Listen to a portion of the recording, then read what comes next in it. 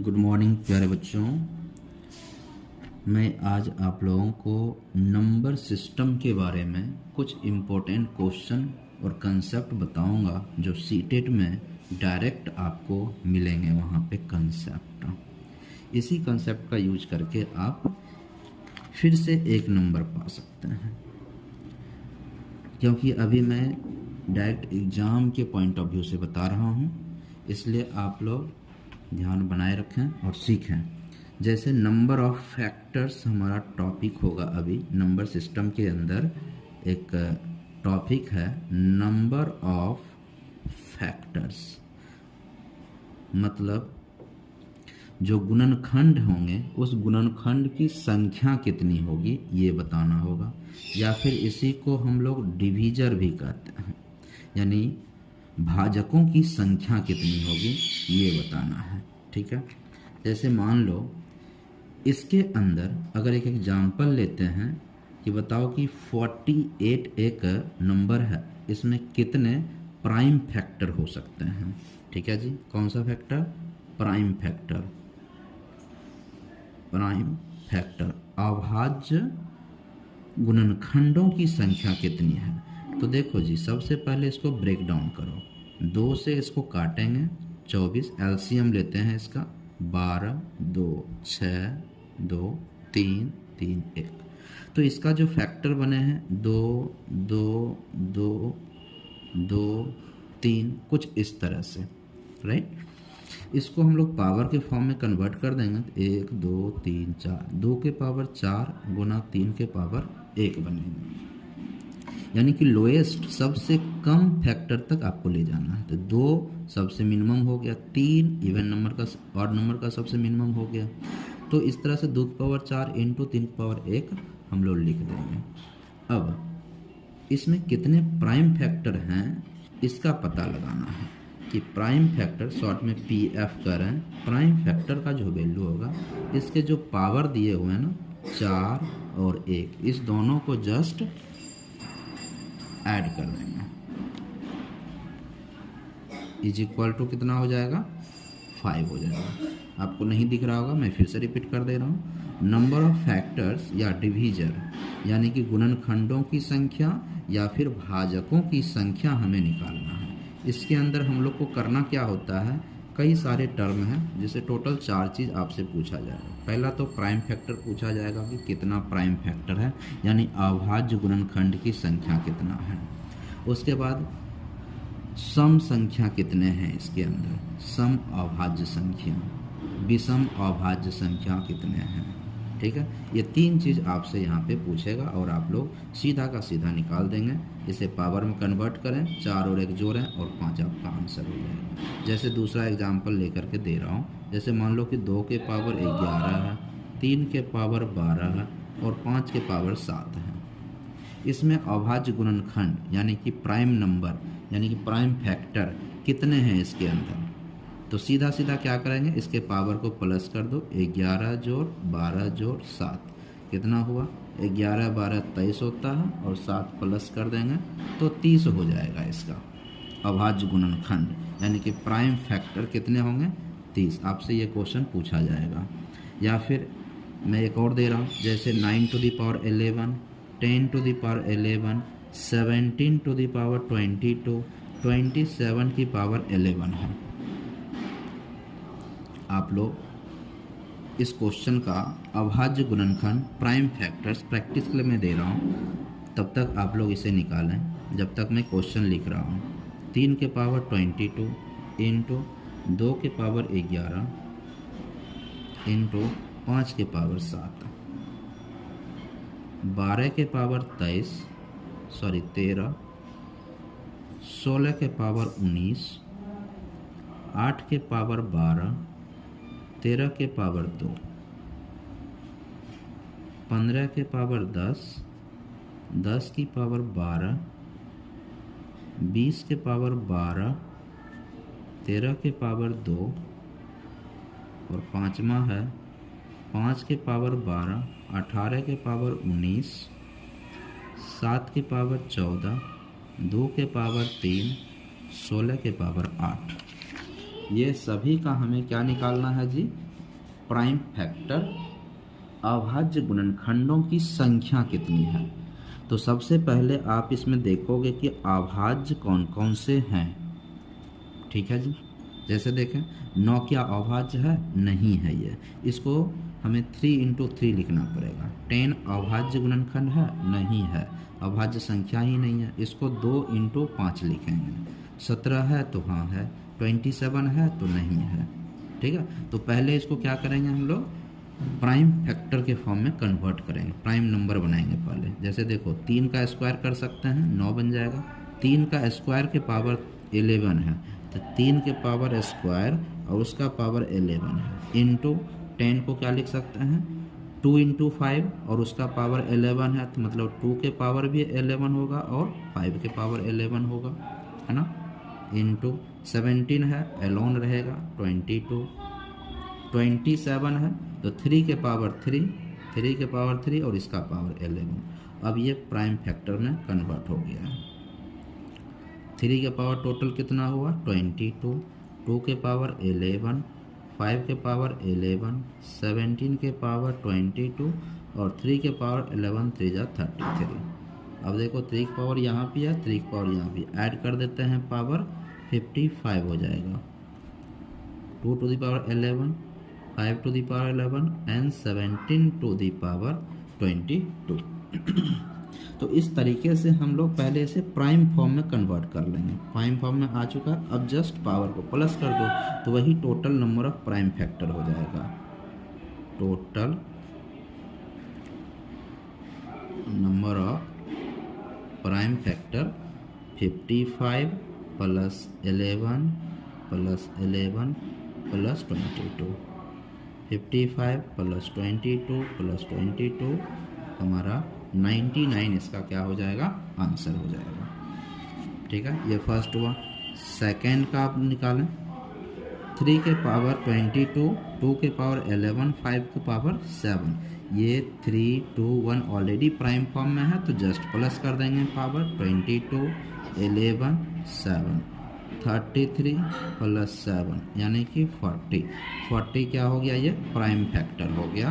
अभाज्य गुणनखंड हुआ। अभाज्य गुणनखंडों की संख्या कितना हो गया 40। आपको कुछ नहीं करना, अभाज्य गुणनखंड निकालनी है, उसको पहले प्राइम फैक्टर करके उसके पावर रख करके सबको ऐड कर देना है, प्राइम फैक्टर हो जाएगा। जैसे थर्ड का देखते हैं, तीसरे का आंसर।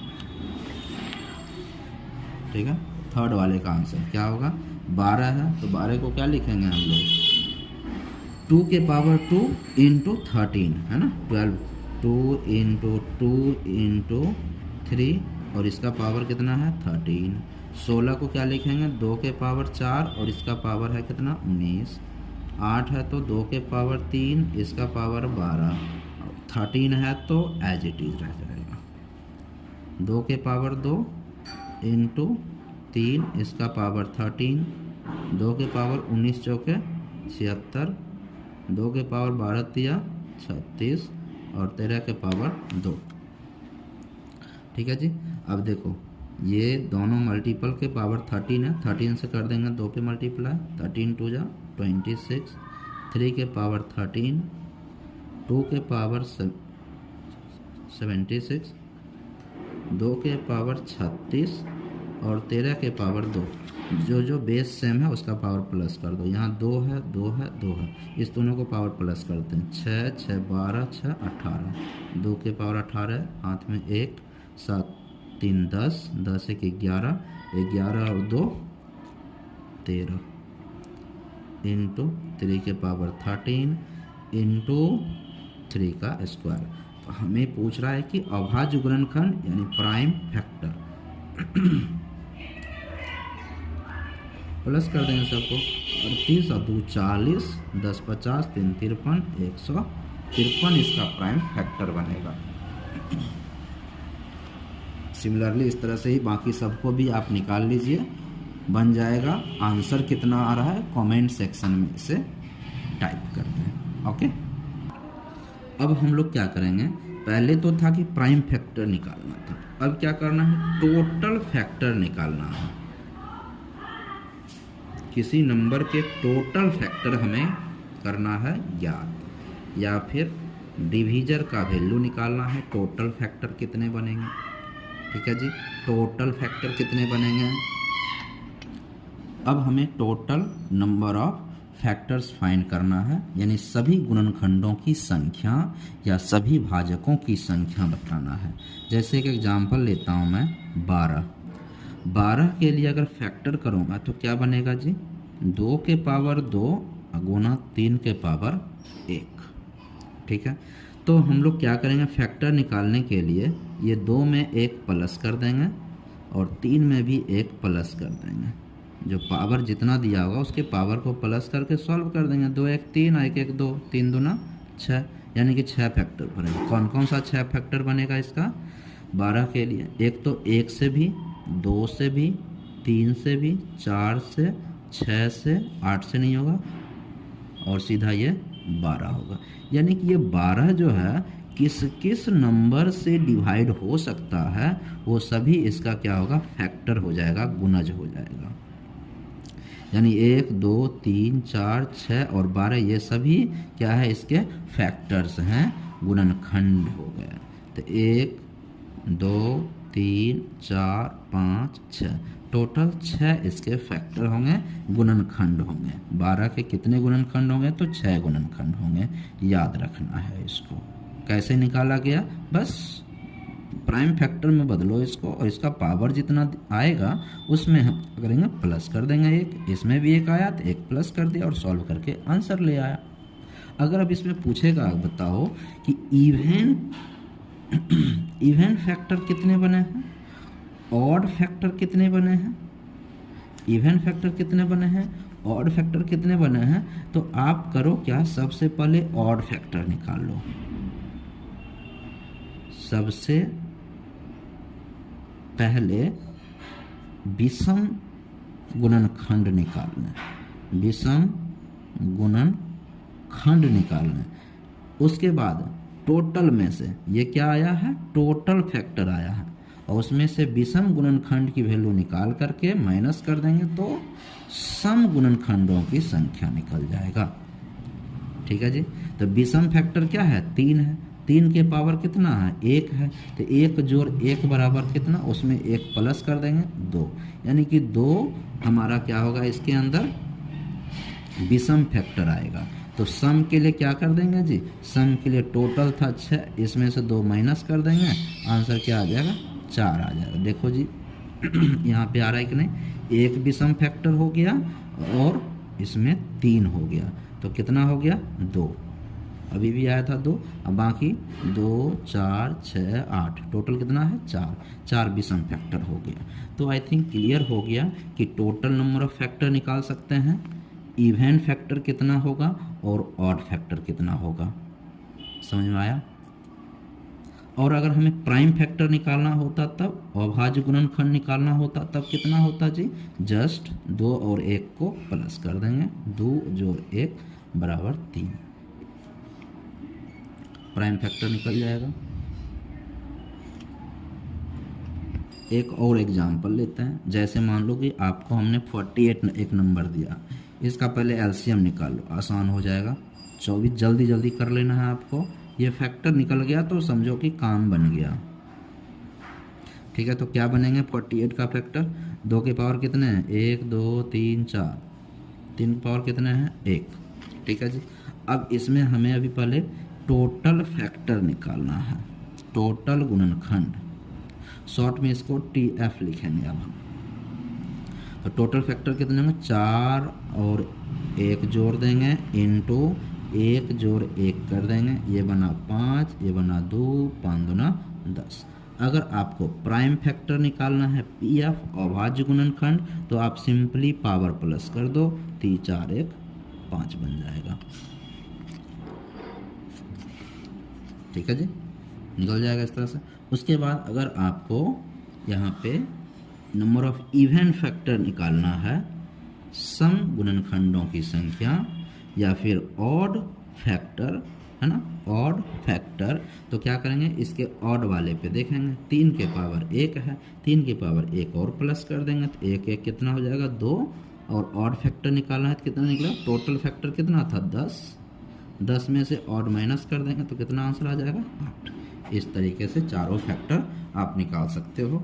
इसी पे मैं अभी और क्वेश्चन करा देता हूँ प्रैक्टिस के तौर पे। जैसे मान लो कि 500 का वैल्यू निकालना है, सपोज 500 का करो फैक्टर, 2, 250, 2, ठीक है।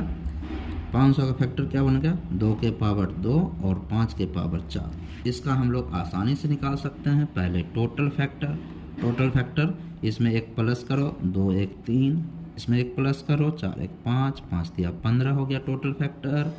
उसके बाद इसमें ऑड फैक्टर कितने होंगे, ऑड फैक्टर 5 था तो 5 पावर 4 है तो 4 + 1 यानी 5 गो हो जाएगा। इवन फैक्टर कितने हो जाएंगे, तो 15 टोटल था, ऑड 5 है तो इवन हो जाएगा 10, 15 में से 5 घट जाएगा। प्राइम फैक्टर कितना होगा, तो 2 फैक्टर इसका, 4 फैक्टर इसका, 4 2 6। आंसर आपको समझ में आ गया होगा। आपके सामने हमने होमवर्क के रूप में एक दिया है 2500, एक दिया 300, एक 2020, 144। ये सभी के लिए आप टोटल गुणनखंड यानी टोटल फैक्टर निकालें, ऑड फैक्टर निकालें यानी विषम गुणनखंड, EF यानी इवन फैक्टर यानी सम गुणनखंड निकालें, PF प्राइम फैक्टर यानी कि अभाज्य गुणनखंडों की संख्या ज्ञात करें। ये चारों आप निकालिए सभी क्वेश्चंस के लिए। इसके लिए भी ये चारों निकलना पड़ेगा, इसके लिए भी चारों निकलेगा, इसके लिए भी ये चारों और इसके लिए भी ये चारों फैक्टर कैलकुलेट कीजिए। आपको अगर समझ में ऊपर से आ गया है तो एक बार 2 बार आप दोबारा फिर से देखिए ताकि आपको कंसेप्ट क्लियर हो गया होगा। अब क्या करेंगे, ये जो सब फैक्टर बन रहा है ये सभी फैक्टर का सम निकालना है, यानी योग कैसे ज्ञात किया जाएगा। नेक्स्ट वीडियो में मैं आपको योग ही सिखाऊंगा। ये सभी फैक्टर कैलकुलेट होने के बाद इस वीडियो में नहीं हो पाएगा, लंबा हो जाएगा वीडियो। मैं नेक्स्ट वीडियो में ये सभी का योग ज्ञात करूंगा, यानी कि सम कैलकुलेट करूंगा किसका, इसी फैक्टर्स के सम को। तब तक के लिए टाटा बाय बाय।